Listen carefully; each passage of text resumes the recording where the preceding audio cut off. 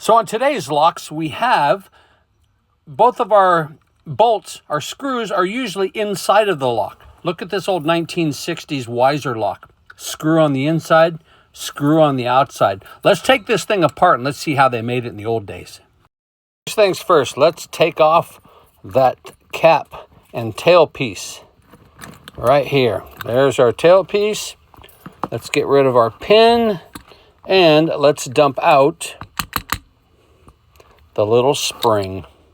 We do not have a working key for this, so we are going to use a key blank, and we are going to shim the lock right through the back. Let's put that guy in there like that, and let's work on shimming. As I pull this key in and out, you're going to see this finger move down. We are trying to shim all 5 chambers.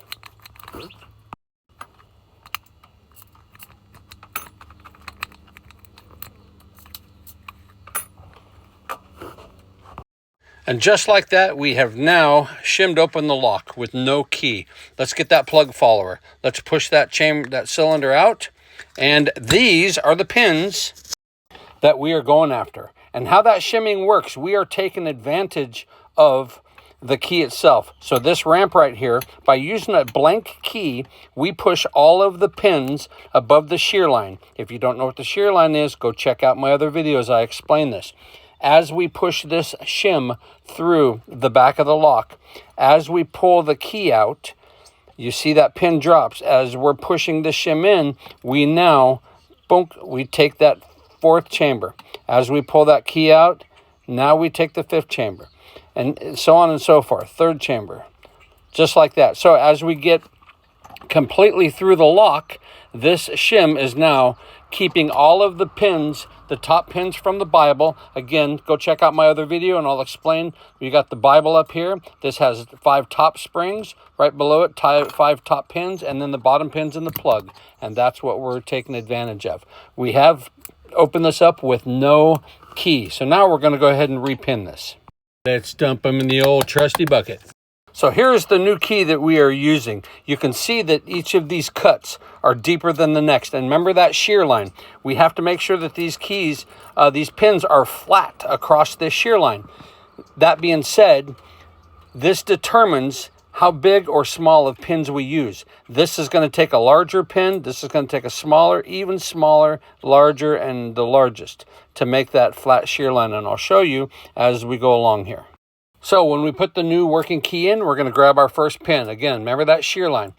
By using that key, we see right there, that pin is perfectly flat. If that pin sticks up or it sticks down, it will not work. If it goes too high, that pin is going to go up into the Bible and it won't let the lock turn. And let's put in the 2nd pin. As you see there, again, nice.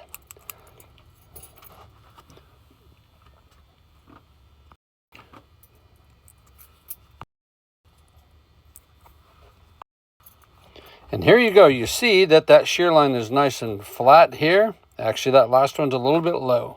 Let's put in the correct pin. There it is. Now let's try it into the lock. Let's push this back into the lock. And right here, whammo. Now let's try the new keys. That key works like a champ. And this key works like a champ. Let's put this thing back together. Let's make sure we get that spring.